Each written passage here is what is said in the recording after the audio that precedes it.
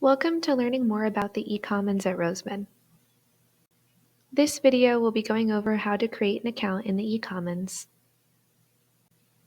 Starting from the ecommons.roseman.edu homepage, you'll go to the My Account tab at the top. From there, you will navigate to the Sign Up button that is blue at the bottom of the login screen. You'll be prompted to create your account with an email, first name, last name, password, and confirm your password. You will also need to confirm that you are not a robot.